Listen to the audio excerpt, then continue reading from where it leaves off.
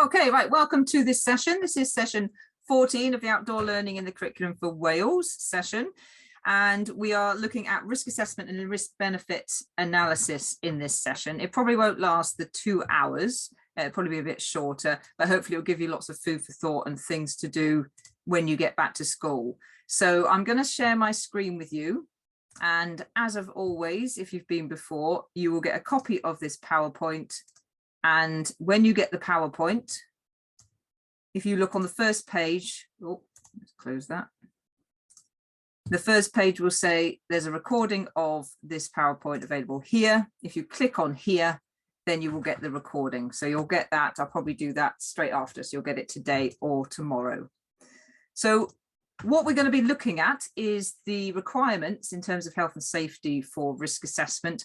And because we've kind of covered most of the stuff in terms of outdoor learning in your school, we're going to broaden this out because the next few sessions after session 14 are about outdoor learning and taking it outside beyond the school gates as well. So we're going to be looking at your local learning area as well as trips as well. So the requirements are getting a bit broader now. So we're talking about risk assessment, risk benefit analysis, and hopefully trying to get rid of some of the myths which are identified by some of those terms, but also put you in a place where you feel confident in either undertaking risk assessment, but also understanding this risk benefit analysis, which is actually much better than just having this risk assessment.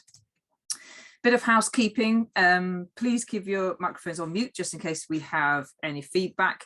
As I said, it is being recorded. For some reason, people have been dropping out and not been able to get in. So I apologize for that. I'm not sure what that is. So if you do drop out, just come back and I'll admit you again, but you will get a recording of the session. So don't worry if you do lose out. So I do apologize. I'm not sure what's going on there. We will hopefully use the chat function if that's working as well. But again, if you don't want to join in with the chat, that's fine. If you want to talk as well, you can do that when we get to that place. And if we have enough people at the end who've survived the technology at the end, we'll hopefully have a bit of breakout room just to discuss what we've done and how to implement it in your school and discuss ways in which you approach risk assessment in your school, so you can have a bit of a discussion to see what varies between the different schools that are here. So what we're going to be doing on this session, the aim of it is to demystify really this risk assessment, but also give you identify the health and safety requirements. So what you actually require in terms of health and safety in your outdoor learning. That's outdoor learning in your school grounds, in your local learning area, and we'll touch on field trips and further afield as well. The role of risk assessment, so why do you actually have to undertake them and what they're for, their purpose. We're going to go through the stages of risk assessment, so how we undertake them, and there are four different types we're going to go through. We're going to go through how to undertake a site-specific risk assessment, and then one for the generic activity risk assessment, and then the really important one, the dynamic one, risk assessment, and looking at ways in which you can adapt those to what is probably a more effective way of looking at it, especially with the Curriculum for Wales, the risk benefit analysis, and how you integrate that into a risk management plan within your school's policies and procedures. So it's just one aspect of the health and safety, this risk assessment, but in fact, it's part of a broader risk management plan that should be undertaken within your school's policies. So health and safety laws and regulations are sometimes presented as a reason why certain play and leisure activities undertaken by children and young people should be discouraged. The reason for this misunderstanding are many and varied, and they include the fear of litigation or criminal prosecution because even the most trivial risks have been removed. There can be frustration with the amounts of paperwork involved and misunderstanding about what needs to be done to control significant risks. Now, these aren't my words. These are taken directly from the Health and Safety Executive, who has written a really interesting report, which I've put onto the Padlet, called Children's Play and Leisure, Promoting a Balanced Approach. Now, unfortunately, in the past, local authorities would be very adverse to any kind of risk for children. And after we've had some really horrendous disasters, usually associated with field trips, thinking about Lyme Bay in 1993, where 4 teenagers died, and then moving forward to Jessica Lawson, who died while swimming in France in 2020. And then again in the Lake District, we had that Helvellyn ice and snow ridiculous scenario where students were taken up onto Helvellyn, which is a really dangerous mountain, in the wintertime in school shoes, you suddenly realize that, well, maybe they had a point. But in fact, a lot of these have led to a real knee-jerk reaction by local authorities. About 10 years ago, lots of the health and safety officers were very, very keen to identify the risk and then remove it completely. Now, apart from that being completely unfeasible, it's also not useful for your students. And now there has been quite a big turnaround, especially looking at the health and well-being AOLE, in the fact that we are meant to give our students the opportunity to identify risk and also to experience a degree of risk. And of course, if you remove all risk, you are actually leaving your students in a situation where they don't understand risk and they're much more likely to hurt themselves. So we don't have lifelong learners. We'll have learners who are actually incapable of working out what risk they might be exposed to when they actually are exposed in the real world. So today, the HSE, so this is the Health and Safety Executive, who is in charge of all risk and identifying ways in which people are doing things wrong and right. They are the overarching authority. They are much more about the balance of taking a managed risk and providing learning opportunities. So this is where they're coming from. And therefore, as learners and also as providers of learning, we need to also be doing this balance. We need to make sure that we understand the risk, we do things to mitigate against it, but we don't try and remove every risk so that there is no opportunity for them to learn. So they can learn about the risk, they can also learn in a situation which might potentially put them at risk, but it's a measured risk. So it's all about striking the right balance. And what that actually means is that when we are identifying a trip or an activity, we need to focus on the real risks. So if you're writing a risk assessment and you're talking about meteorites hitting the ground or people coming in and having gunfights in your school, these are not real risks. They're very, very, very, very unlikely to happen. If you were to write down all the risks, all the potential risks, then we would definitely be doing nothing. There's no way that we could say, oh, right, we're not going to have any risk. Everything has an element of risk. So it's focusing on those real risks that are potentially going to happen and cause real severity of danger and hurt. Those are the real risks. That's what we're looking at. But really, on top of that, it's thinking about who is in charge of what, their roles and responsibility, who is supporting it, and bringing along competent leaders when you're undertaking activities. An awful lot, and in fact, I think every single field trip disaster that's ever taken place that's made it to the news is been because the leaders did not have the right qualifications or the right experience to undertake the role that they were doing. So they went up Helvellyn and they didn't know about the conditions because they weren't experienced mountain leaders. They went out into Lyme Bay and they weren't qualified instructors. So if you are doing a risk assessment, but within that, you don't identify the fact that you don't have the skills to undertake that activity, then the risk assessment is of no use whatsoever. So you need to surround this risk assessment with the right people doing the right jobs. And if that means you outsource it to somebody who's expert and they're competent to lead, brilliant.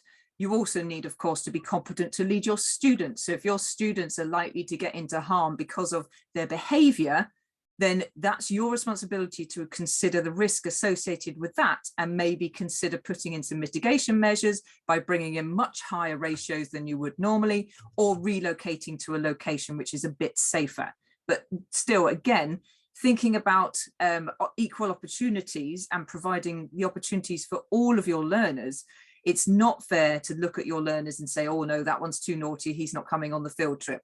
You're actually being discriminative then, and you can be held account to that. So you need to put everything you can in place that will allow your learners to all access the curriculum. And if that is part of the curriculum, they need to have access to it as well. So when we identify those real risks, we need to make sure that we manage them. And hopefully, as we go through this, you'll find that the most important aspect of risk assessing is not actually doing the risk assessment, like finding the risks. It's actually what you do about that. So once you've identified the real risk, what are you going to do to manage that risk? If you can't remove it, which chances are you can't if you're visiting somewhere, you will have to manage your group to make sure they don't get near that risk, or somehow you protect them from it in one way or other, some mitigation measure. But balancing with those risks is also, we must provide this learning opportunity to experience the world. And if we are just looking at all the risks as a great big list of negatives and come to the conclusion, therefore, we can't go to these places, then you are removing these learning opportunities and experiences. So we need to strike that balance. What the striking the balance doesn't mean, so what we mustn't do is try to make ourselves feel that we have covered everything so that nothing will go wrong because we have created the most epic risk assessment document ever, copious amounts of paperwork, and you just feel, yes, this risk assessment is going to save me from anything going wrong. That's not the way that risk assessments work. Risk assessments are there to get you to think about the problem, come up with a way to get around it, so that when you're on the ground, you're aware, and if things change, you are going to adapt and you know you have a potential plan. If you've just written a book about it and you don't do anything about that book, then it is absolutely of no use whatsoever. So in fact, a document which is succinct, to the point, covers just what you need, is not over the top, and is manageable, is going to be much more likely to work, and that's a usable document. Also, if you think about detailed risk assessments that you've got, you might be using ones, or using a pro forma of one that you might have for an adventurous activity. So it might be something like climbing or caving, something that definitely requires an element of risk and an awful lot of expertise to do. If you try and relate that to a much lower risk activity, then you're probably over risk assessing it. You know, if you're going to go for a walk to the end of your school grounds, you really don't need to worry about too much of the aspects that you would if you were going down a river gorge using ice axes or using crampons. So you've got to think about doing it in proportion to the activity you're doing. So detailed risk assessment for procedures with high risk adventurous activity, of course, yes. But if it's a low risk school trip, then you may have to reduce your expectations and make sure it's fit for purpose. Balancing the right risk between risk and benefit also means that accidents will happen. So if we expect them not to happen, then again, you're not actually going to go anywhere. And accidents will happen regardless of what you put in place, whether it is a huge risk assessment that you spent hours doing, or whether you've just tried to remove every bit of risk that you possibly can.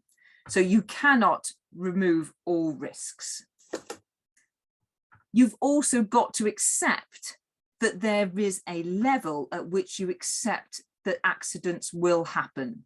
Now, this could be something that you decide as a school, but in fact, if you look at the health and safety legislation, the employer who is responsible to actually make that line is really your local authority. So your local authority will provide guidance for what element of risk is acceptable, and then as a school and as your head teacher is then going to be basically responsible for ensuring that that takes place and carries on through your policies.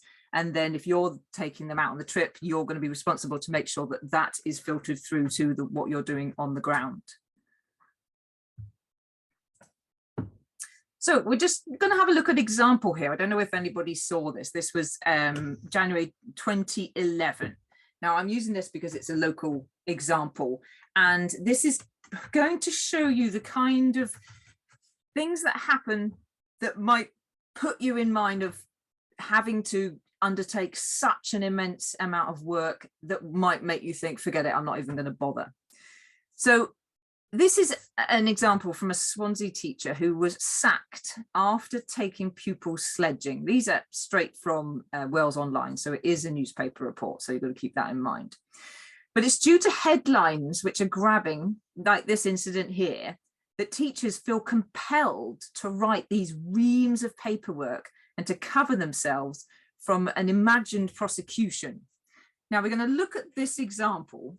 So this is the what came out of the court case. So the General Teacher in Counterfeit Wales found him guilty of unacceptable professional conduct. So what he did was he was doing a GCSE design technology course, and he was looking at designs, and it was snowing outside. So he brought in his sledge so that he could look at the design features on it. And he took it out and he took some of his students sledging on his sledge, and he was suspended pending an inquiry and accused of failing to consult the head teacher, and all these other accusations were put in place.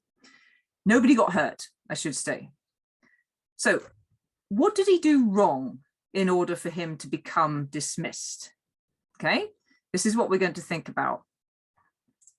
First of all, Mr. Tremling, this is the teacher, said that he had done a risk assessment and it had been sufficient, but he hadn't written it down because he didn't think he had to write it down. Okay, and that was one thing that make you think, oh, right, alarm bells, you're not writing it down. There's no evidence that you actually made it. It's all in your head. So you haven't actually got an evidence that said that you did a risk assessment. But the real reason he actually got sacked or asked to leave was because he actually broke the school's policy. It wasn't about the risk assessment, and they actually decided that there had been no significant risk from the activity that he did. So there was an independent assessment that said that there'd been no significant risk. The issue was, after he was cleared of 5 charges about the no risk assessment, there was no parental consent, but they decided that because it was on school grounds, that was actually fine. The reprimand was actually because his head teacher had actually said a few days before that the children were not allowed to play in the snow on the slopes. So it wasn't about his lack of a written risk assessment. It wasn't about his taking them out. It was because his employer, which was the head teacher who makes the rules based on their own risk assessment and also looking at the LA County or the county guidelines, they had actually said that they were not allowed to go out and play on the snowy slopes. So that was the reason that was actually reprimanded. So we need to think of risk assessment and health and safety all as a part of a whole risk management procedure within your school. And if you are not following procedure, and if you don't have risk management as a procedure in your school, then it's very easy for your teachers to actually do it wrong because they don't know how they've done it wrong. They don't know what they've done wrong. So it's very important to not just have risk assessment as something that everybody understands, but also the procedures around it to make sure that you have this whole you have this whole climate of, or not risk averseness, but risk awareness, and how that fits into the policy and how your school works within it. Now, it might be different for different schools, but what's important that it's consistent through your school with every member of staff and they're aware of it.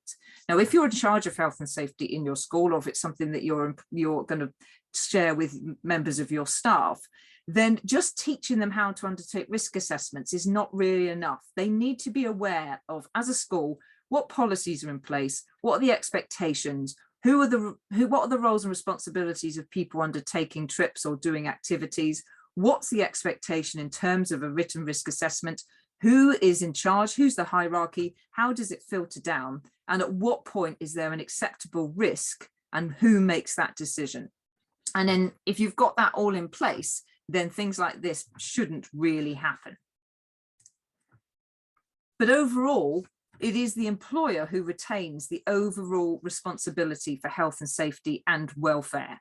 And that employer is the local authority, who delegates it down to the head teacher. And as the school stands as the employer, they've got those policies in place which the staff must adhere to reduce the risk. So in the event of an incident, you'll be judged against your employer's policy. Therefore, you've got to make sure that any procedures or management policies or anything you're undertaking in your school meets the LA's requirements and that your staff are following it. And that's done through training, of course, and awareness. So I can't teach you how to do that because you've got your policies in place in school, but it's so important that you make your teachers and teaching staff aware of those policies that you've got. Right, we're going to look a bit at some myths. If you go on the Health and Safety Executive website, the HSE website, you will find a great section which has a myth by the month, which debunks health and safety myths. Now, then cover everything, not all school, but there's just a couple here that I've taken which are from school, just to give you an idea of what they've got. So this one here, the myth is if pupil is hurt, the teacher is likely to be sued.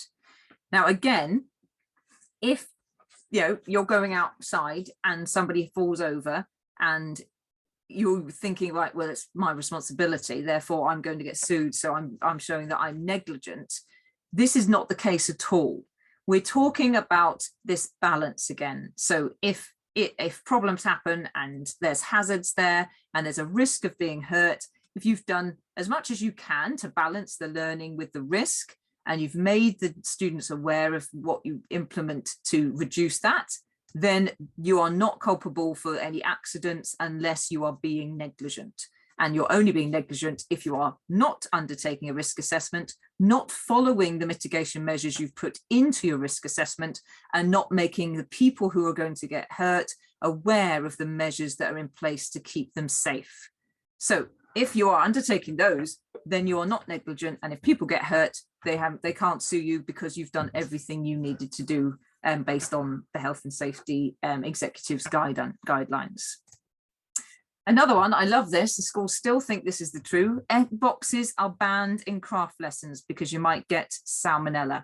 Same for toilet hole tubes. They are not banned at all. That is a myth.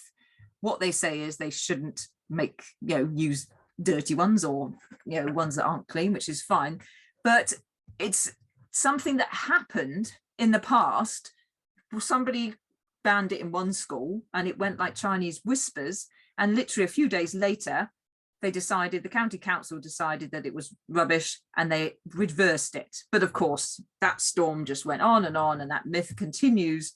And still, you might not be using egg boxes, or you might not be using toilet roll tubes. But in fact, it was a myth that started. And then this executive came and said, nope, it's not true, but it's still the case in school.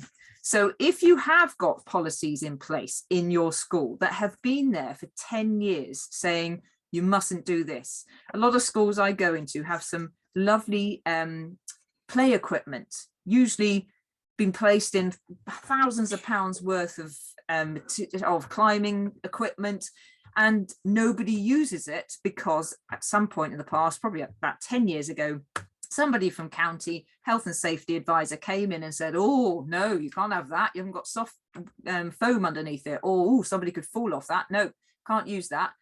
Oh, mustn't go underneath that. And so at that time, the head teacher did what they were told, and they then either banned the use of it or they restricted the use of it in some way because they thought for a health and safety issue, it wasn't safe. Now, if we're trying to get our learners to understand about risk, then if we don't expose them to amount of risk, then they're never going to understand how to manage it themselves. Also, we've got a bit of a change to risky play because a lot of children at the moment, it's probably especially through COVID, are not being exposed to the outdoors much, are not undertaking natural outdoor play such as climbing trees, jumping in streams, falling down grassy banks. All of that is being lost from this childhood. So we as educators have a responsibility to try and give these opportunities to our learners if they're not having it at home. So we need to give them this opportunity to be a bit at risk within a measured environment. The requirements for health and safety and the repository of all advice for the management of outdoor learning is the OEAP, so the Outdoor Education Advisors Panel. But your local authority will obviously have their own guidance, but this will all be based on the OEAP guidance. So the OEAP is national guidance, and it's mainly designed for off-site activities and adventurous activities, but you can still use a lot of their guidance material to establish rules and responsibilities and risk assessments in your school grounds or in your local learning area. And I'm going to just share with you, I think I have to stop this, and I'm going to share with you their website so you can have a look. Okay, so this is the OEAP website. So I'm going to be on the link. So when you get this, you can actually just click on it. The OEAP website here has got this national guidance. And if you click on the national guidance, or if you look up here, there's a whole list of documents. And this is the bread and butter of all outdoor learning, whether it's on a small scale in your school grounds or whether you're going on a residential over to another country. Okay, so there's a huge amount of guidance here, going from basic essentials and the good practice, the legal frameworks, policies, frequently asked questions, checklists. There's everything you might possibly need. If you are undertaking a local activity, either in your school grounds or on a field trip that requires you to go on a bus, a lot of the information that they'll ask for, you will probably be providing through Evolve. So if you're filling in an Evolve form, they'll be asking you how you're going to use your ratios, how many people are going, any medical issues and all that. So if I just click on one of these, you can see how they've broken it down into everything you could possibly imagine. So avoiding accidents, emergencies, an emergency procedure, emergencies of critical incidents. So all of these you can download. Now, sometimes, to be honest, I think there's just so much there, it makes it a bit terrifying to actually look at it. But if you ever have a question, what you can do is that you can contact your advisor. So if you go on to the OEAP advisors here and click on Wales, you find your local authority and you click on it and it will give you your outdoor advisor contact details. Unfortunately, where I am in Swansea, there is currently no OEAP advisor covering your area, but that doesn't mean you won't be able to get advice. If you just go to the next county, so if I go to the Vale of Glamorgan, I can go down and I can see Andy Meek here, he's our advisor, and there's his email contact details there. So if you ever have a question, these people are your first place to call. They know the ins and outs of the health and safety requirements. They're usually outdoor adventurous activity providers, so they know about the advice for adventurous. Just be careful if you're talking about something that isn't adventurous, they're not giving you too much. So you might be expecting to do too much and you don't actually need to go as far detailed as they say. So look up those if you ever have any issue. And if you want some extra questions asking, that should be your first sort of call. But for outdoor learning, so we're going to stick to outdoor learning and thinking about just in your local learning area. You're not really going to contact your OEAP advisor if you're going to go down to your field or to just in front of your school. So for your local learning area, and this is what's depicted by somewhere you can walk to from your school grounds. So that really depends on where you are. So go through your gate, walking along the roads if you're in an urban area, could be walking to the beach if you're near the coast, it could be walking to a local farm, could be walking to a local park. You need to be aware of the potential risks to yourself and to your learners and to your staff and what you need to do to manage that risk. So if just the thought of that is something that you're not happy with and you're not sure what to do, then it's really useful to look at that guidance there. But you need to know your responsibilities in terms of whether you're the visit provider, so you're actually going to be in charge of that group, or whether you're going to be somebody who's just going to be following somebody else who's going to be the visitor leader. And you need to make sure those roles and responsibility are really clear for those people undertaking the trip.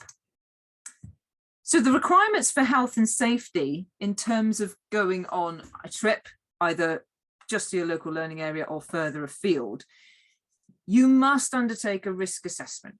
You do need to do one, and it has to be written down. It doesn't have to be copious, because we want to focus on the real risks, not the risks which are trivial or fanciful, the ones that are definitely going to be there. We also need to use a proportionate system in place. So if you're doing a low risk activity, you need to be able to do it and make it quick and easy to organize. If you've got to fill in so much paperwork to just go out your school gates to do a traffic count, then that is really not effective. That's a waste of your time, and it's going to put the teachers off. If, however, you're going on a high risk activity, climbing, caving, water-based activities, then that needs to be properly planned and assessed, and you probably need an external qualified provider to help you or to take it. You need to make sure that those planning the trip are properly supported. And I think probably the most dangerous thing you can ever do on a trip is to not have enough teachers or parents or helpers. Because if your class, if you think about your class and you managing it from an inside a classroom point of view, it's, you know, maybe tricky when you've got the odd one that's playing up, but you can find them. You've got those four walls, and even your school grounds, you've got gates everywhere. If you take them out of that environment, and there are potentials for you to literally lose members of your group because there aren't enough eyes on the people, and you've got individuals who run or will push the boundaries, which in this case the boundary could be very, very far away. More adults looking at those children, and high ratios is the really best way to actually reduce the risk for losing or causing any harm to any of them. You need to make sure that you've put in sufficient precautions when you are going outside. And these are probably the most important things to do in terms of reducing the risk as much as you can. You cannot be aware of everything that's going to take place outside, but if you've been sensible and you've made sensible precautions, then realistically you've done everything you could. So that is all about pre-planning and thinking about, right, what's going to be our risk? How can we reduce it? Is there anything I need to do to make sure things will go smoothly?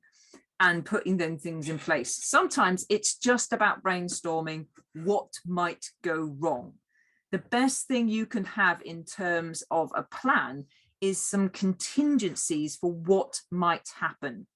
So if you're going on a field trip and you know you've got certain learners who might do certain things which will increase the risk, or you're going to a place where something has happened in the past, or you know that there might be something that happens, the greatest weapon you might have is to have thought it through and have a potential plan of action. So instead of just having a risk assessment saying, oh, list of all the risks, if you actually say, right, if this happens, we should do this, then if something happens, you have a plan, you know what you're going to do.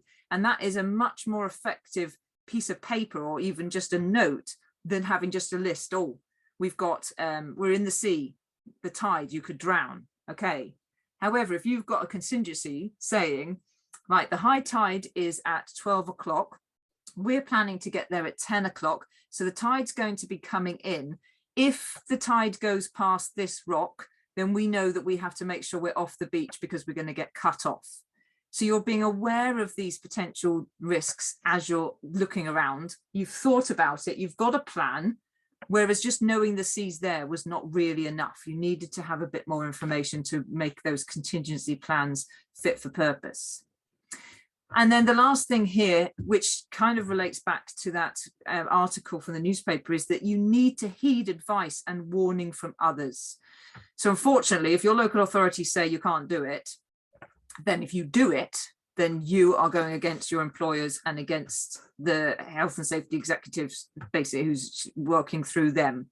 So you need to basically do what they say. Unfortunately, sometimes that may not be sensible in the way in which you think it should go. You also need to think about who are the experts in this field. So looking at local knowledge, local experts, especially if you're doing high risk activities. If you're looking at locations, just because it's a place where you like to visit, it may not be the best place to take 30 children. Your experts in the field are ones that use that site, who do the same activity as you and have had experience of the same learners as you have doing the same experience. They aren't necessarily experts. So for example, you may have a location that you take, you go for some reason, but isn't with learners. You may be expert in that location, but you know how your abilities are, you know how you can climb, you know how you can walk. Suddenly it all changes when you bring up 30 children who are, unsure on their feet and who aren't going to do what they're told and aren't going to stay still and stick to the rules. So you need to balance how you feel as your location and how you feel about experts in your students as well. So therefore, it's really about having these systems in place within your organization, which makes risk assessment proportionate and links it into these contingency plans. So it's part of a bigger picture. So another risk specifically about specifically about risk assessments. So risk assessments must always be long and complex. Now, actually, the risk assessment shouldn't be just a paper exercise. Yes, you have to write it down, but the role of a risk assessment is to predict any potential harm when you're going to visit a location or whether you're going to undertake an activity, and really importantly, and take reasonable precautions to reduce this risk. So if you've just written it down, but you don't actually do anything about it, then a risk assessment is utterly useful. So having it in bullet points, making it easy to digest so you can see it and also share it with people who are with you is much more useful than having it in huge amounts of prose that you probably won't be able to refer to. So this is another risk assessment. So there's another myth that if you think about your policies and procedures, they have to be looked at, and they're usually looked at by your governing body every year. Like your health and safety policy goes through the governors every year and they redo it just to check that it's still up to date. This is not the case with school risk assessments. Now think about your COVID risk assessment. How often did you have to redo that? You weren't redoing it every month or every week. You were redoing it when you needed to do it. So you're looking at how things change. So if there is a change in COVID, we had to redo the COVID risk assessment. If the location that you're going to changes, so your school grounds change, then you need to update your risk assessment. So it's not something that you should say, oh, we're going to do this every month, every year. That's not the way we redo risk assessments.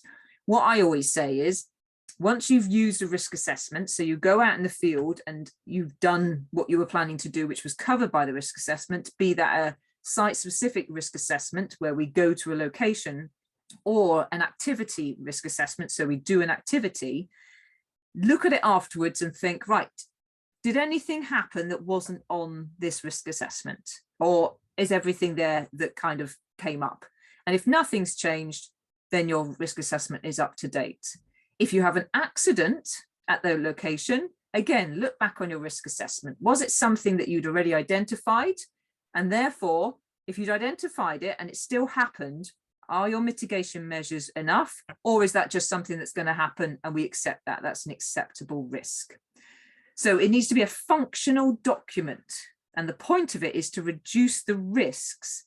It's not a policy document that you file away on a shelf like a lot of the other policies that we have in school. So to make this meaningful, it needs to be created and used in certain ways. It's not meant to be on a shelf. It's meant to be used. It's meant to be a usable document. So the role of the risk assessment. The first thing you have to do, of course, when you're writing a risk assessment is you identify the risks. So we're identifying the potential risks to an area or undertaking an activity so that the mitigation measures can be put in place to reduce these risks. So just writing a list of all the potential risks is not actually very useful if you don't do anything to reduce them. You just list all the things that could hurt you as you go outside. That is not a risk assessment.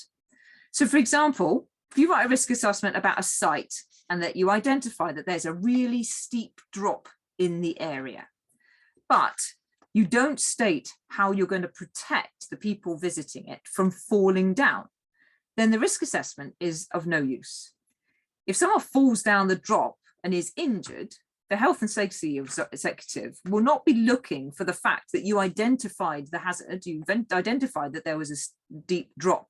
They want to know what you were going to do to keep the people safe.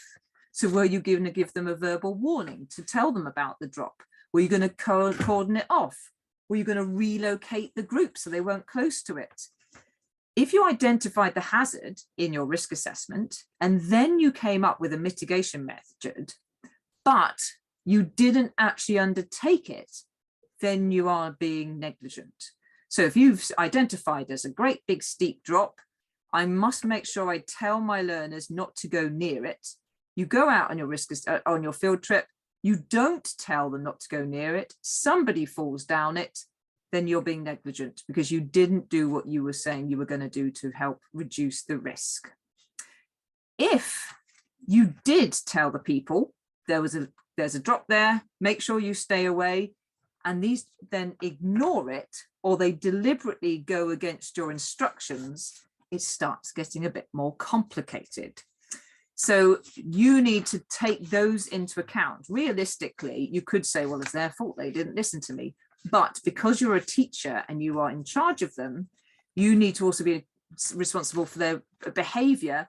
And that's done by maintaining high ratios, maybe making a special risk assessment for individuals who might not listen and not stop them going, but put measures in place so that they are kept safe by having a one-to-one or going to a safer location. But you need to identify that as part of your risk assessment process as well.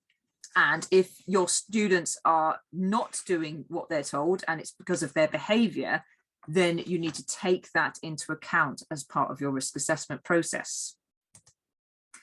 So the role of the risk assessment, really importantly, it needs to lead to an action so that the risk assessment should make you do something. If it doesn't, then you're not doing, it's not got any purpose at all. It's not doing any job.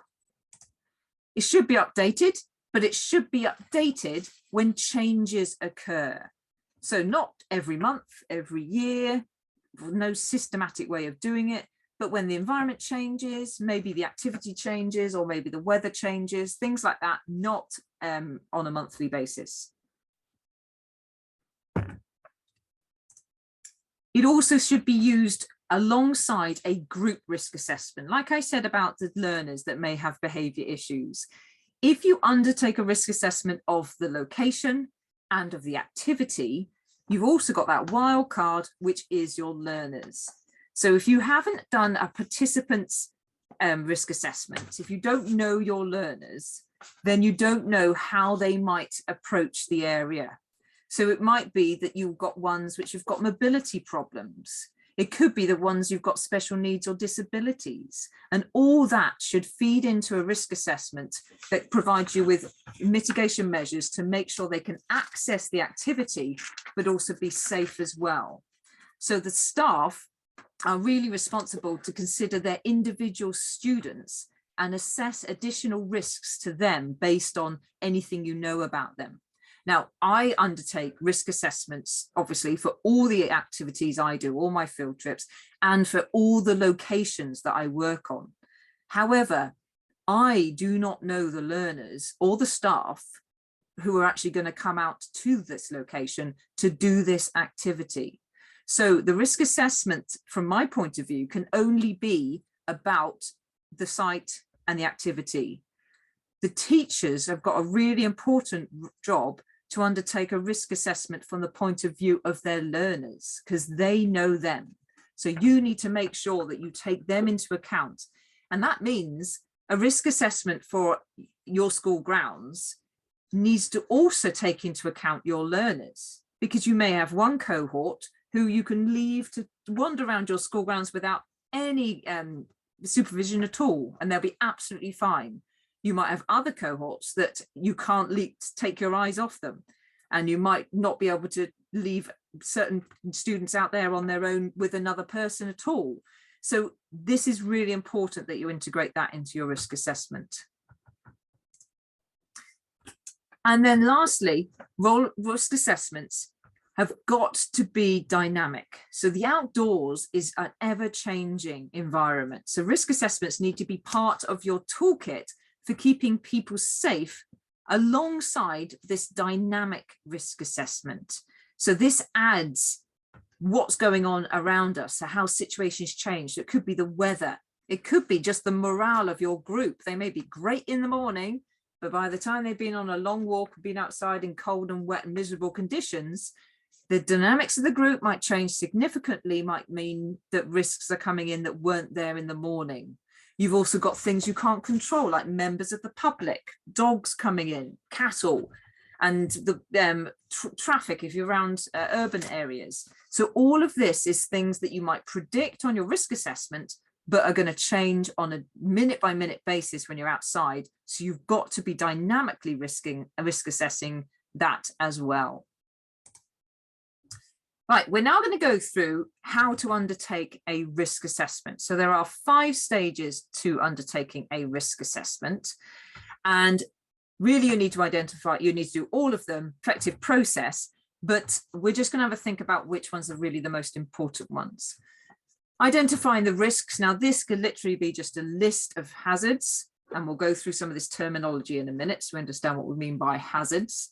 We then, based on those hazards, think about who is going to get harmed. So who is it? Is it the children? Is it the staff? Is it the helpers? So is it members of the public? So we need to think about who we're responsible for. So we're probably going to be talking about children, but you also should be talking about your teachers and your helpers as well. They also need to be kept safe.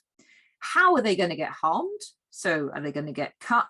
Are they going to fall over? Are they going to die? Are they going to get drowned? So really important to be specific. Then with that information, we need to evaluate the risk and decide, is there anything we need to do to remove that risk? So is it acceptable? So we go into a wood and the risk is that we could trip over. The person who could get tripped, could trip over is the children, but also any member of staff. And they're probably going to hurt themselves. Maybe they might twist their ankle, they might scrape their hands. We need to decide, is that acceptable, or do we need to do something about it?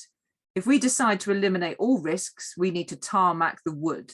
Obviously, that's not going to happen. We need to accept that there's an element of risk there.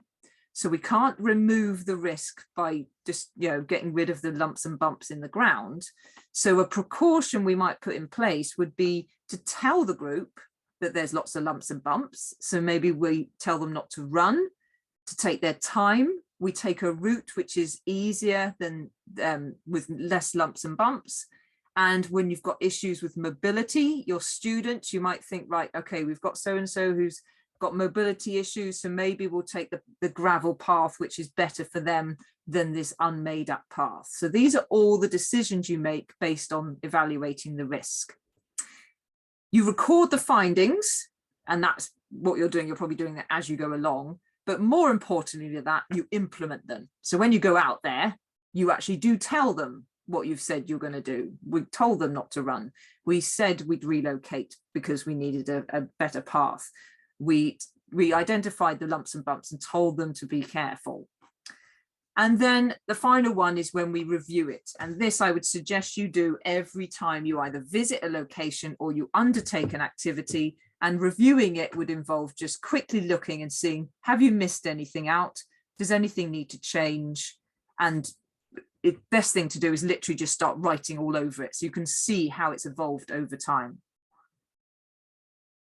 Right.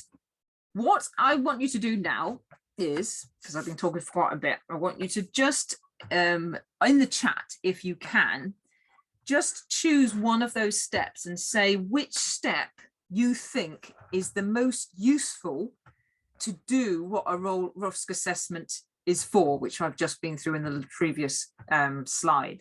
So remember, it's to reduce harm. That is why we undertake a risk assessment. So which of those steps do you think is the most useful to actually reduce harm to anybody who is undertaking this activity or going to this location? Okay, so anyone's, what do we reckon? Identifying the risks, so identifying the hazards, sorry, deciding who gets harmed and how, evaluating it, so and deciding on the precautions, recording it and implementing them, or reviewing your assessment and updating it. Okay, right. You might have your own opinion, and of course you are welcome to your own opinions, but if you are trying to reduce harm, then realistically, the most important one that is going to try and reduce harm is actually implementing the precautions. So it's this step 4, not the recording, but the implementing bit. Because if you identify the hazards, that actually is not reducing harm. Just saying that there's all these issues that's going to hurt you, that's not going to reduce any harm. If you work out who's going to be hurt and how, again, just knowing that is not going to reduce harm. That's just making you aware of it. Working out how they're going to be hurt and what you should do about it, again, unless you act on that, it's not going to reduce harm. Step 4, however, the actually doing something about it, telling them to slow down and moving them to a different location, that is the one that's going to reduce the harm. So what we need to think about is some of these key vocabulary. Now, these key vocabulary are, you need to understand these in order to fill in a risk assessment, because there's a lot of terminology here that means certain things that if you get it wrong, you can get your risk assessment a bit squished, basically. So these are keywords that we use in risk assessment, and some of them get mixed up quite often. So for example, hazard and risk, those two things get muddled up very often. The risk assessment, we've been talking about it already, so obviously we need to define that. And then these terminologies are part of the risk assessment process, this risk identification, risk evaluation, the residual risk, and the risk mitigation. So what I want you to do, you can do it in the chat if you like, or you can just do it at home. Have a look at these terms and see which meaning matches the term there. I'll give you a clue, they're not in order. So what does a hazard mean? What does risk mean? What does risk assessment mean? So which of these letters link to the term? So in the chat, if you want to put your answers in, you don't have to, but if you want to put in, so 1A or 2A or whichever you think goes with it. Right, so here we go. So we've got a list here of those terms, and these are the potential meanings. Okay, so can you work out which one goes with which? If you want to put it in the chat, the number with the letter, or just do it on your paper and then we'll go through the answers. Okay, so we've got a 1B. Any advances? Okay, so can we do number 2? What do we reckon? Any 2s? I have to do them all together because that's one click, so keep going. Okay, we've got a 2A. Okay, risk assessment, number 3. What do you reckon that is? Right, okay, let's go through them. Right, so you are right, Adrian, well done. So hazard, a hazard is a source of danger. So identifying a hazard is looking at what could harm you outside or in the environment. So the sea is a hazard, okay? However, a risk is what can happen to you when you get exposed to that hazard. So 2A, again, well done, Adrian, is what will happen to you. So if you're exposed to the hazard of the sea, you could drown. You are at risk of drowning. So in a risk assessment, you don't actually necessarily have to put in the hazards. If you write down sea, the ground, the sky, the trees, that's not very useful. The risk is much more important. So trees falling on you, branches falling, the rain making you cold, drowning in the sea, falling off the cliff. These risks are what we're identifying. The hazards are what caused them. So I wouldn't bother putting in the hazards, because that's just another column, another bit of information, another lot of work you don't need to necessarily put in. It's the risk that's more important. Risk assessment is the whole process put together. So all the things underneath really, including the identifying of the risk, the analysis of it, so us working out whether it's an acceptable risk, evaluating it, so working out what we should do to reduce it. And that's the whole risk assessment process. The risk identification, that's F, that's defining the risks. Then we've got risk evaluation, that's estimating if the risk is acceptable, and we'll look at how we do that in a minute. Residual risk is when you've taken away or done any procedures or mitigation measures that you could, what's actually left in terms of the amount of risk, because you will never eliminate all risk. So that residual risk is what you're left with once you've taken away as much as you can by mitigation measures or procedures. And then the mitigation, risk mitigation, is what you put in place to reduce the risks. So we're going to look at first type of risk assessment, and this is a site-specific risk assessment. This is one that you will be, what it does, it looks at a location and doesn't cover any of the activities you might undertake in that location, just the location itself. So the activities that are going on, we actually are going to do that in a separate risk assessment. So we're just looking at the hazards which are identified in this location.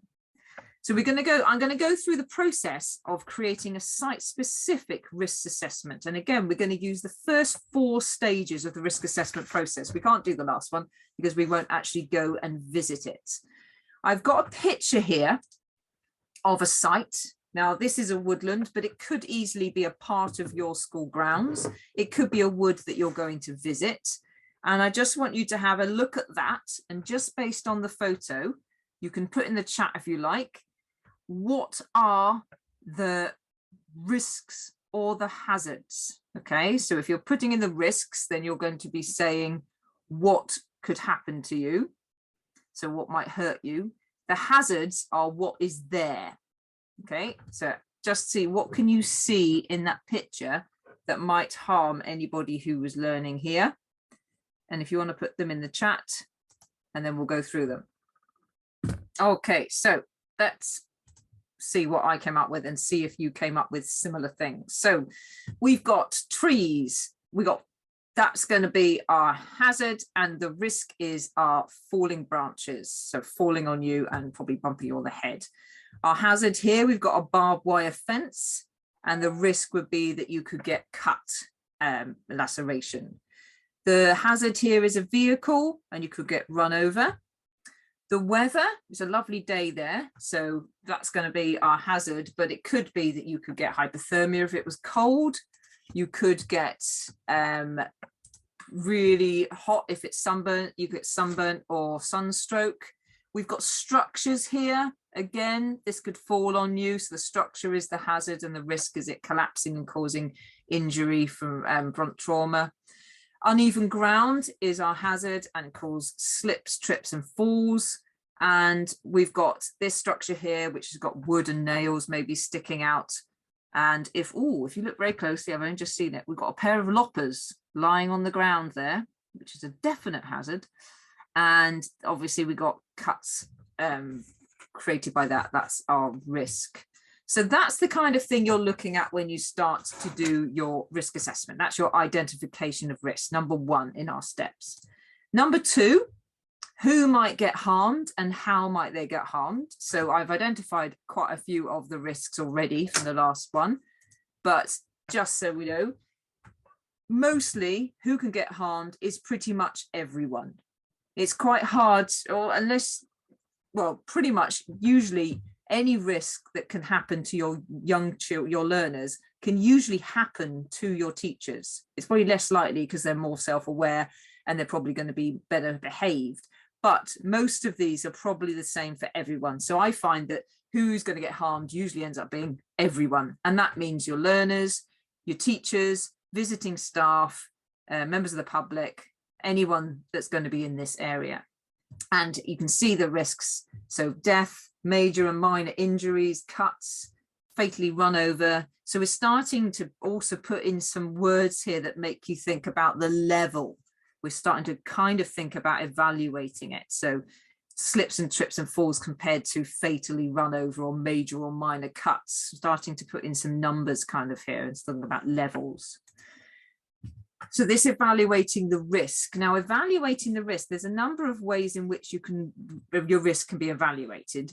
So you can use a scale like we've got here to indicate two things. We've got the likelihood of the harm happening, and then we've got the severity of the outcome.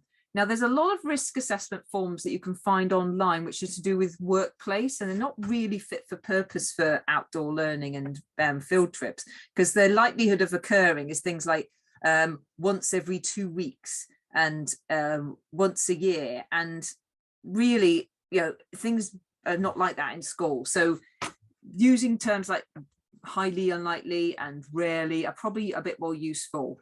The severity of the outcome, again, we've got a number system here starting from slightly inconvenient. So if you get a thorn in your finger, it's slightly inconvenient, as opposed to if you get run over and it's fatally or disabling injury or illness. So that's a 5. So that's our two values there, our severity and our risk score.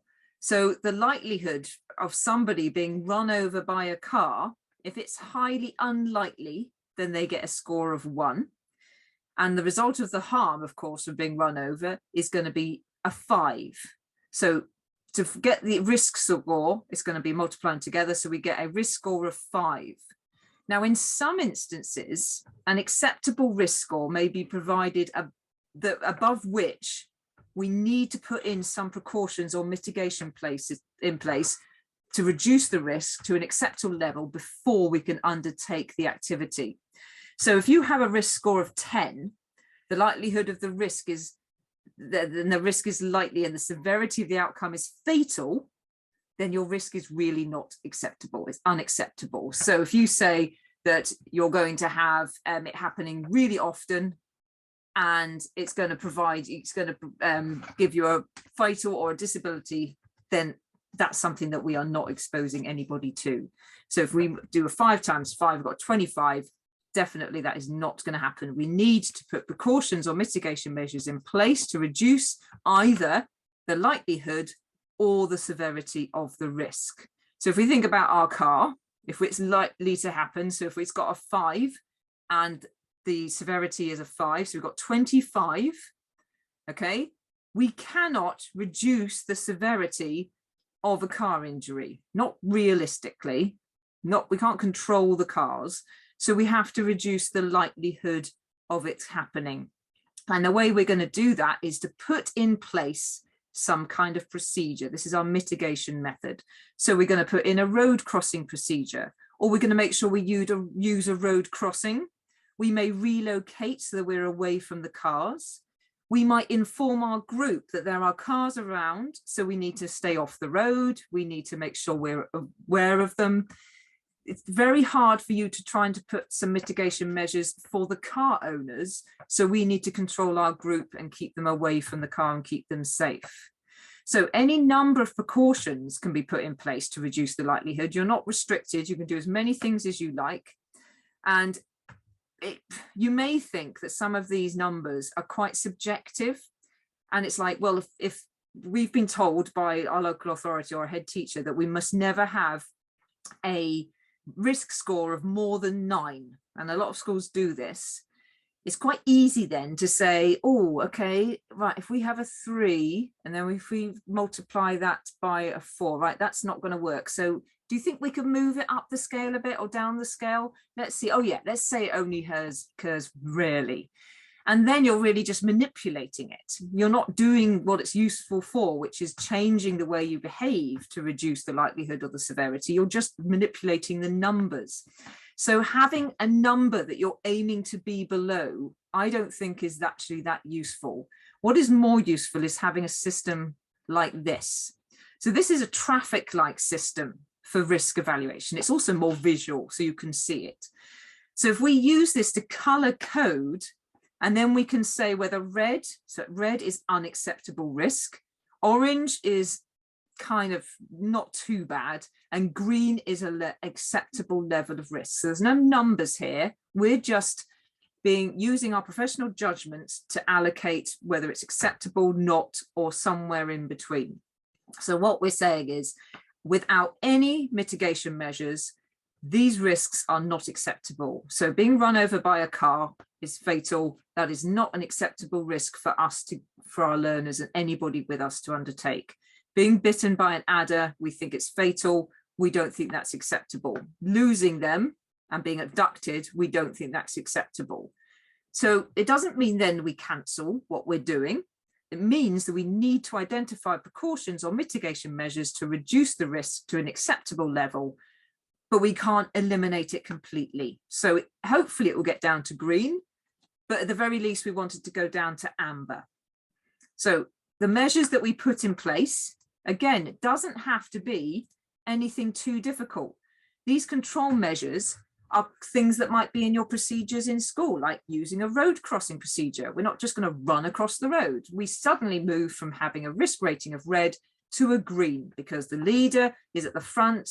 They're going to cross the road. We're going to use single file. We've got this procedure in place. We've got high ratios. We're going to tell the group about adders so they don't pick them up. They're not going to get bitten if they don't pick them up. We're going to tell them what to do if they do get bitten. We're going to make sure we don't lose our children because we're going to count them. We're going to have high ratios. We're going to make sure they've got permission, and we're going to make sure they've got the right clothes. We've got things like dog excrement. Again, we're going to tell them. So this control measure could just be that you use a verbal communication to your group and tell them about the risk and tell them what you expect them to do to reduce the risk for themselves.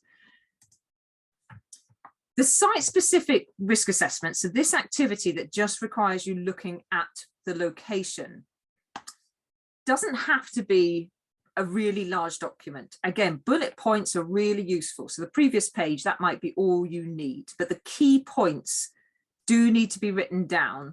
And it just proves that you've identified the hazards and you've put precautions in place to reduce them. So if you've thought about them, you identify them, you then think about them, you've got proof that you did that.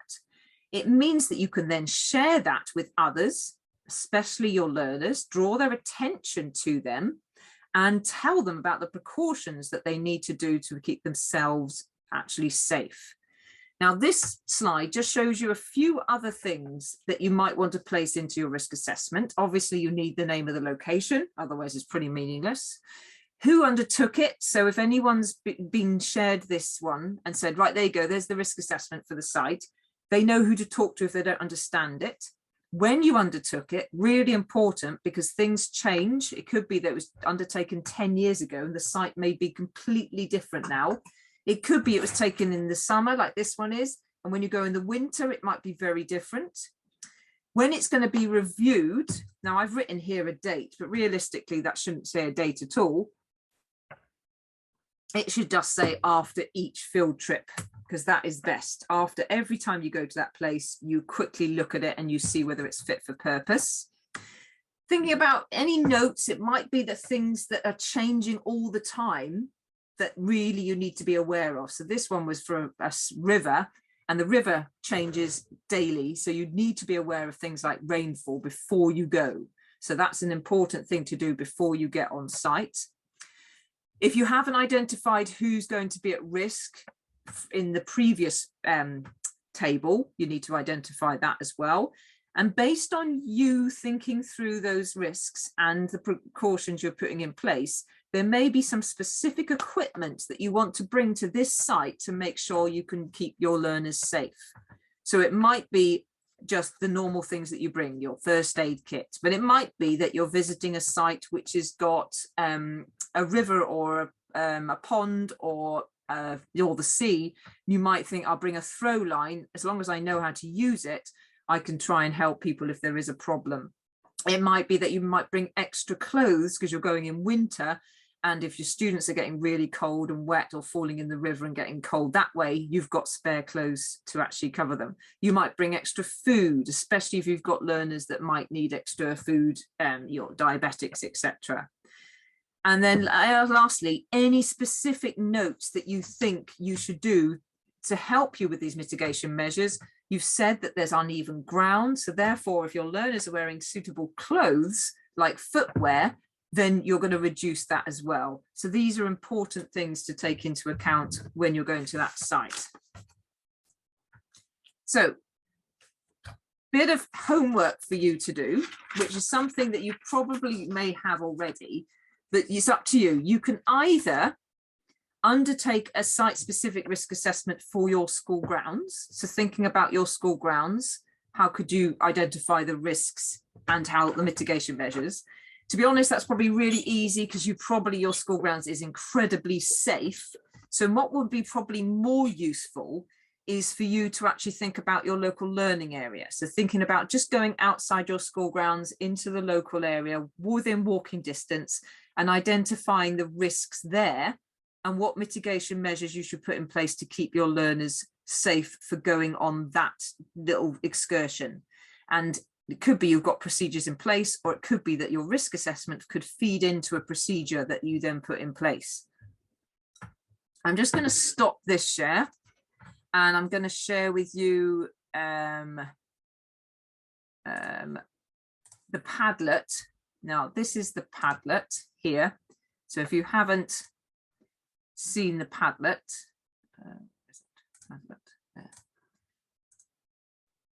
this is available to you. If you click on the end of the PowerPoint presentation, you'll get to this slide, to this Padlet, which is just a load of internet sites that are all in one place. So there's a whole health and safety one here.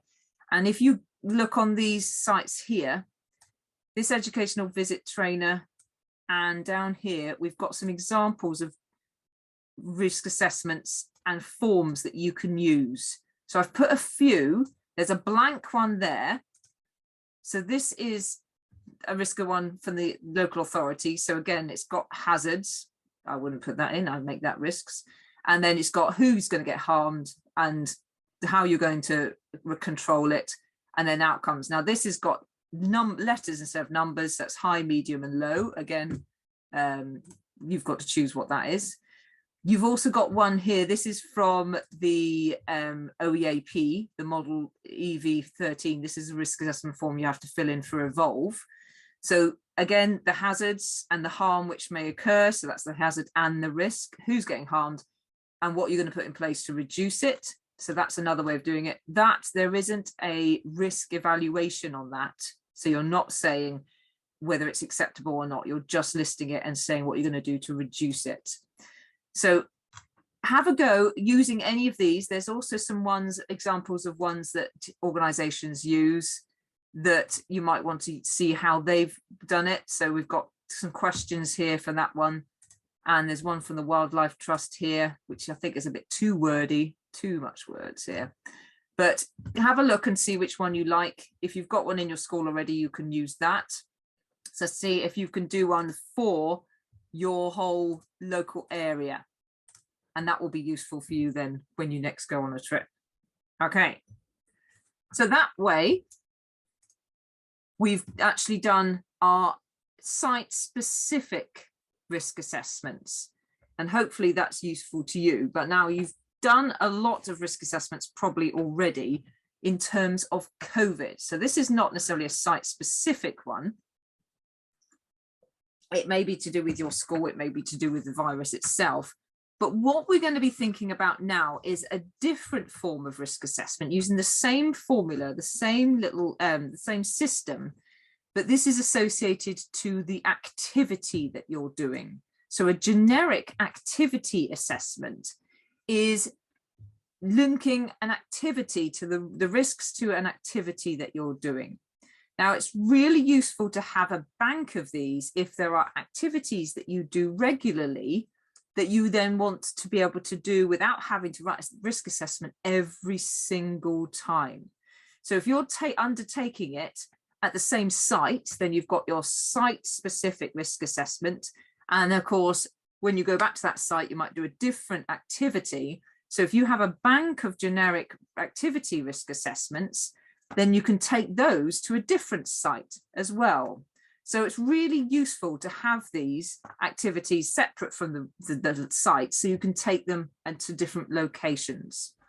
So what this is going to cover is the risks from an activity using probably equipment or using tools. And it could be that there are certain things in your school that you know are occurring at different year groups. So you might have to think about what year group is going to have different levels of risk, but the whole activity or the whole use of equipment should be identified within the risks there.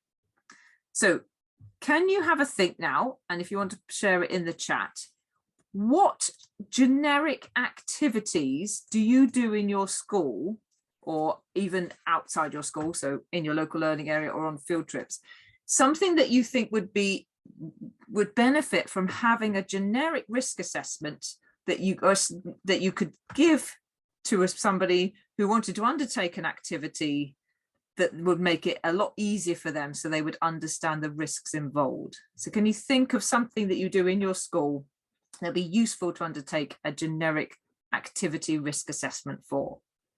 So if you think about something you do regularly, it could be that you walk to the library, could be that you do mini beast hunts, could be that you do den building, anything that you know is happening regularly. It could be that you're doing building art outside, anything like that, that you probably do across the year groups is useful to have a generic activity risk assessment.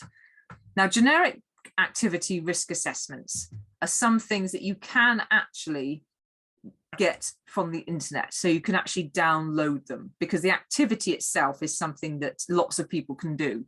So you can look on Learning Through Landscapes. They've got a good website and they've got a whole list of generic risk assessments there, and I'm just going to share that with you. Actually, where's the okay. So again, if you look at the health and safety, if we go down to generic risk assessments here, this is the Learning Through Landscapes. So Learning Through Landscapes does a lot of school grounds work. So it's all about using your school grounds. And if you go down to here, near the bottom, we've got generic locations. So these are our site-specific risk assessments. These are generic sites. So your school playground, it won't necessarily cover everything you've got. But these ones are things that you could literally take. So we've got, let's do one, loose parts play. So if you do click on them, they will download it. But you can actually see then, see that.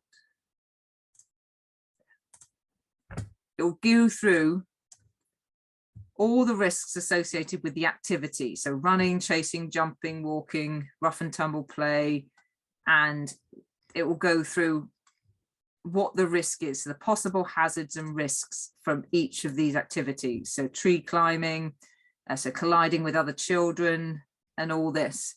So these are really useful because using loose parts and natural structures is something that you will do, and having a risk benefit analysis here is really useful. Now, this is not a risk assessment. This is better than that, and we're going to look at that as the next form of risk assessment. So I'm going to go back to the PowerPoint. And we're going to be looking at this thing here, which is called risk benefit analysis. Now, I wonder if anybody has used risk benefit analysis or anyone heard of it.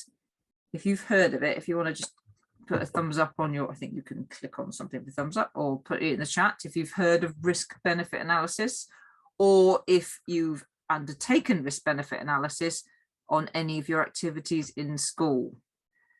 Probably not, because it is something that is, it's not that new, but it's new for us in Wales because in the past, we have literally been trying to take away all the risk for our learners, which is not good. So if we think about our health and safety AOLE, What Matters Statement 3, that's what this slide is showing you. So to teach this What Matters statement, we need to involve the learners in risk management processes and give them the opportunity to identify and assess risk. So if we're going to cover this, so that's What Matters Statement 1 to What Matters Progression Step 1 to Progression Step 5, increasing their amount of understanding and management of risk. If we're going to actually implement this learning outcome, we really need to expose them to some amount of risk. And a great way to do that safely is to actually include them in the process and get them to help you undertake a risk benefit analysis. Now, we don't want to freak them out by seeing all the risks there and just see how all the bad things are and the dangers in what they're doing. So a risk benefit analysis is a great way of undertaking that balanced approach of looking at the difficulties in terms of the hazards and risks, but also justifying the activity by identifying its benefits. And teachers do this all the time, but you're looking at the risks, but you need to also identify the benefits of what you're doing. Why have you chosen to do that activity? So when you're doing this, you can justify the activity, but you're still identifying that there are risks involved. So if you do find so-and-so gets hurt, it's like, yes, but the benefits of that will outweighing the fact that little Johnny cut his finger on that branch. So again, don't forget that your local authority may have rules that supersede your risk benefit analysis. So you do need to make sure you check with them first. So if you decide that the benefit of allowing your learners to go all the way up to the top of the tree, the fact that they might fall 20 feet and break their neck, you think that that's worth the risk of them learning good tree climbing skills, I think your local authority would disagree with you there. So when you're undertaking a risk benefit analysis, it may change your perception of what you're doing. So you might feel a bit more confident in undertaking riskier activities. So we need to think about like the learning opportunities of the activity, especially with the new curriculum. We need to think about the health and well-being of our learners and how it's helping them to identify risk, but also to be exposed to that risk and learning from that. And also if you're teaching them how to master skills such as risk identification and risk management. So just think, are you providing opportunities for your learners to assess their own risk? Or have you removed all the risk, or have you made so many mitigation measures that they aren't actually getting that opportunity to assess their own risks? So here's an example of a risk benefit analysis or a risk benefit assessment form. Now it's very similar to a risk assessment form, but it includes a bit more of a narrative than the risk assessment. So you don't place a number or a value on the benefits. So you're by justifying the activity as a learning experience. You're not saying, oh yeah, it's really good, I give it a 5 out of 10. You're actually just saying in what ways it will benefit your learners. And it's very easy to modify your risk assessments to make them a risk benefit analysis or assessment. All you have to do is to add a column that identifies the benefits of the activity. So in this one here, we just have this second column here that says, how will young people benefit from this activity? So in this example, it's very easy, but there is actually a mistake on this form here. If you have a look, it says possible hazards, and underneath they've written actually the risks. That isn't hazards at all. So whoever filled this in got it wrong. I didn't fill in. So the possible hazards are actually the ground and the trees or the fence or whatever it is, and the water. These are actually the risks that are going to happen. So that's, yeah, just a point there. Risk benefit assessment. Lots of examples of these, as I said, on the Learning Through Landscapes website, and a really good way of balancing what you're doing, making sure you understand the value of it, and justifying the fact that you've got a level of risk that you've reduced to the point that you can, but you've left enough and the possibility that that might actually enhance the actual learning opportunities from the site or from the activity. So here is a one from Learning Through Landscapes, and you can see we've got risk, how it will benefit the participants, enjoyment, excitement, spiritual reflection, and this is about fires and cooking. So obviously there is definitely an element of risk. This is actually just 2 of the 4 pages. And then on the next page, it goes on to give a judgment at the end to ask, to basically say whether the risks and the precautions have been explained and how they're actually still going to enable that good learning or those benefits. So it is a bit more work, but it does start making you think about why you're doing the activity and how it's going to actually help in either health and well-being or promoting risk management by your students. So this is the judgment that they have at the end. So it says that fire does have some challenges. So due to small incidents having potential unacceptable consequences. So again, it's a narrative. You're saying, yes, accidents will happen, but if we got vigilance, we can reduce these risks to an acceptable level. We can also identify that the skills and responsibility are all a positive. And really importantly, this last line, the positive benefits outweigh the serious risks in light of reduced likelihood. If you can come up with that sentence based on what you say of the risks and then the benefits, then you know you've really thought it through and it's worth the risk. So that's why risk benefit analysis are better than our risk assessments.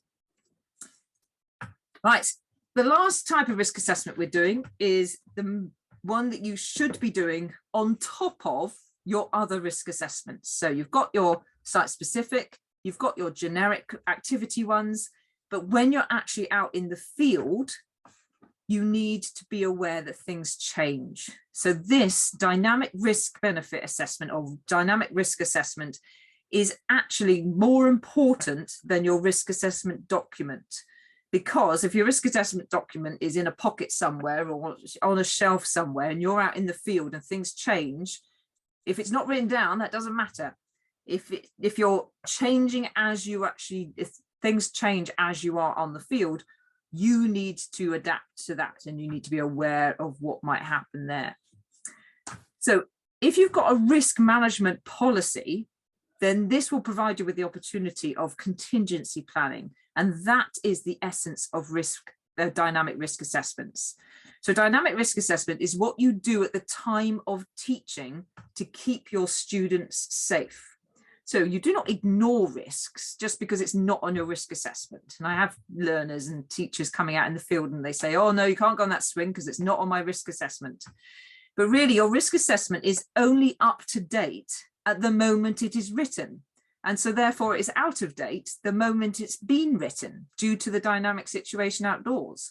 It's also out of date in a different set of conditions in terms of the climate or any changes in the landscape. So as you've experienced with your ongoing risk assessment changes with COVID, the outdoors changes even faster than the COVID did. So if you imagine you wrote a new risk assessment or you adapted your risk assessment every time things changed outside, then all you'd be doing is writing this risk assessments. You wouldn't do any teaching at all. So this is the procedure that you need to go through while you are out in the field doing your dynamic risk assessment. So you don't write this down until you come back. You'll do this in your head while you are taking an activity. So you start by observing what's going on. You're observing the activity, you're observing the landscape, the conditions, your learners. Something makes you think there is a moment of concern. So something is going to cause a risk of damage or danger to your learners. If it is acceptable, so you see somebody is going to probably hurt themselves.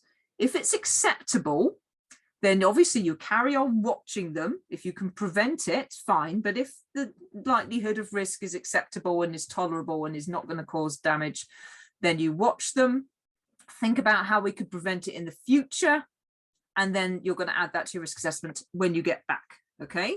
If you can spot something is about to happen that is going to cause damage and the actual risk is not acceptable, then you need to think about what you're doing. Are you in the right place? Are the benefits of you being in that location outweighing the intolerable or unacceptable risk to your learners? Or is the activity that they're doing, the benefits of that, acceptable in terms of the risk that you're putting them in? So for example, they're climbing down a huge crevasse and they've got, they've got no safety equipment at all. Then the benefits are not going to be outweighing the risks. However, if they've got safety lines on, they've got helmets on, they've got staff controlling them, there is a risk that they might fall, but the benefits of them undertaking activity in this controlled way is acceptable. If you identify the risk and you think, the benefits are, them climbing that tree, there's a certain amount of benefit, but they're getting too high, so these risks are outweighing the benefit they have. So then we start to say, right, we need to do something about it. And we don't need to do something about it when we change our risk assessment.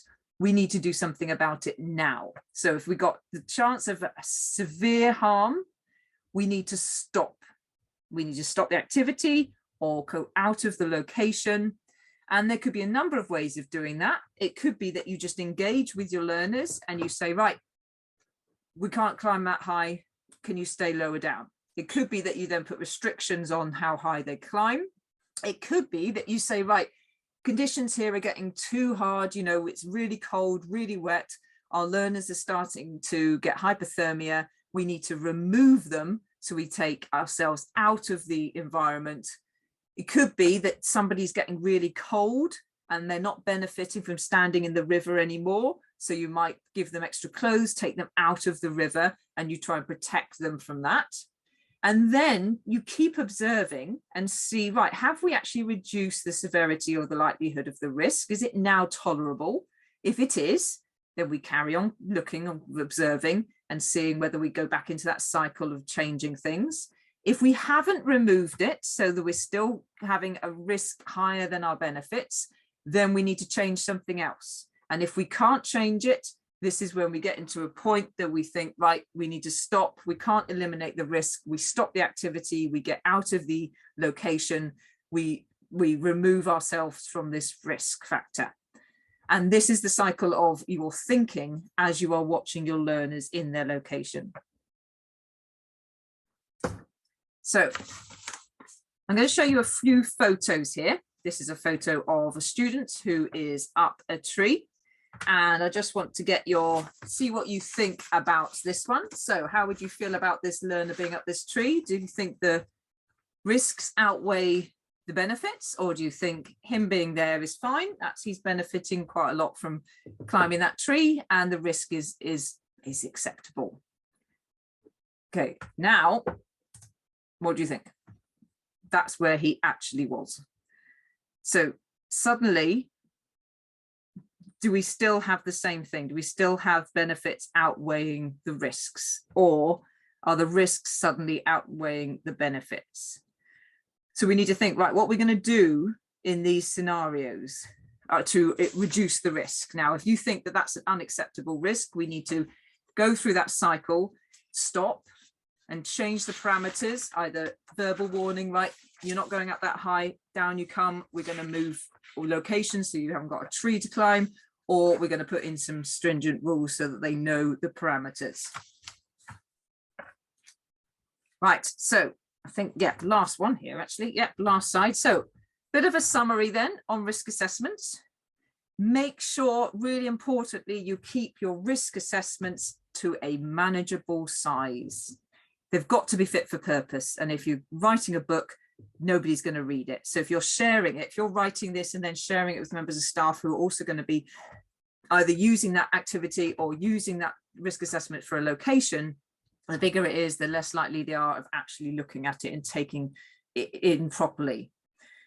Generic risk assessments, If you can keep a set of those and a set of site-specific risk assessments in a shared file, maybe on Hub or something, then if people are visiting those sites, they can look at it. And if they're doing those activities, they can look at those, and then you can share that information if you need to, and they can look at who wrote it and go and get more information. Update them only when things change, but do it as soon as you can. So if you do a visit somewhere and you've had to dynamically risk assess and something went wrong and there was a potential problem, go back to your risk assessment and add that in so that next time they're at least forewarned in case it happens again.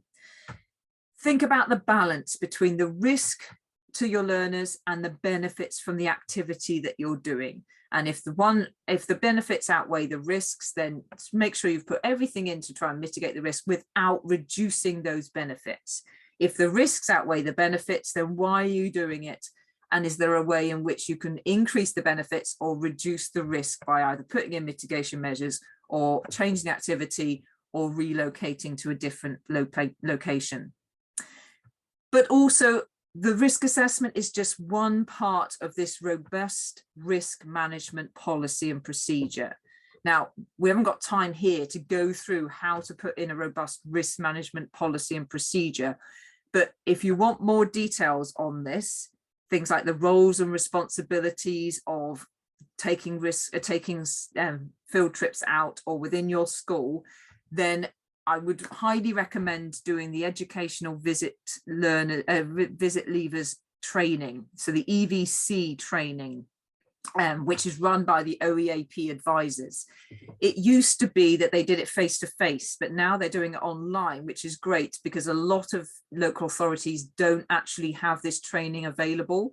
But it also means you can do it with another county because it's online, and it's really useful. It goes through the roles and responsibility in terms of the employer, so the LEA, the head teacher, yours as a visit leader, or yours as a educational visit leader or a trip advisor, and all of these roles are identified and what your roles and responsibilities are. So if you look at the OEAP, you can find out if you've got available training close to you. It actually identifies where there is. And if you are doing risk assessments, you should really be looking at the bigger picture to make sure that your risk assessments are backed up with an effective risk management policy. And this puts in place procedures if things go wrong, such as where the contact details are for the parents, what to do in a case of emergency, what equipment you need to bring on every trip. And then all of that is going to build into a really robust risk management procedure. The risk assessment is just one tool within that arsenal. And also, it's great to consider talking through scenarios and planning for things if they might go wrong, especially if you've got a residential and you've got learners who you think might have issues. If you talk within your staff, what might happen when you're going on these residential or on these trips, and then if it does happen, what will you do? And if you give out roles and responsibilities, right, so if little Johnny does a runner while we're on the beach, right, it's your responsibility to look after the rest of the group, my responsibility to get him. If we lose him once, we ring up school and we make sure that there's a policy in place to get some other members of staff there. All these scenarios need to be brainstormed so you know what to do if something does happen while you're on site. Right, okay, we've only got 5 minutes left. So do you want to have a quick chat in breakout rooms? Let me stop that share. There's only a couple of you there. So I don't know if you want to just say if you've got any questions or anything.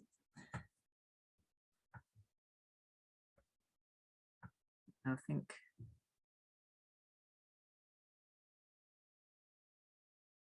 So I'll just do the last couple of slides. There we go.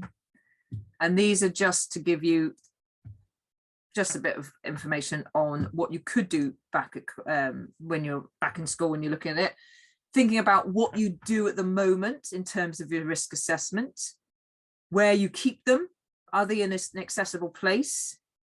Do you need to check them after the training that I've given you tonight? Do you think you want to move to risk benefit analysis or assessment?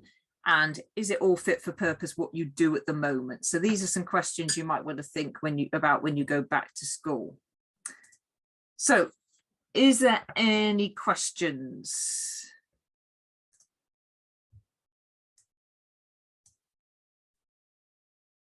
No? Giving us plenty to think about, Dawn. Good. That's fine. That's great. Now, if you want more information, as I said, you'll have this sent to you, this PowerPoint presentation sent to you. And at the back of it, at the end of it, you'll see this form here. The Padlet, if you click on this, you'll have access to the Padlet. My contact details are there. If you have any other information or anything you want me to cover, if you could fill in this feedback form, that'd be brilliant. If you use the QR code or click on that, any feedback means that I can change my training and making sure it's gets better.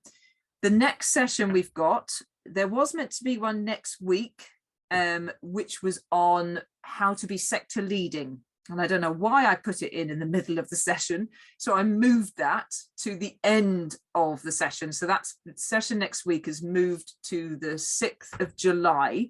And the next session is now on the 17th of May, which is about meaningful school trips. So it's how to use the learning outside the classroom experience. So either what you do before you go on a trip, what you do after a trip, and how to make the most of your trip by integrating it into your school learning and any outdoor learning that you're doing in school as well.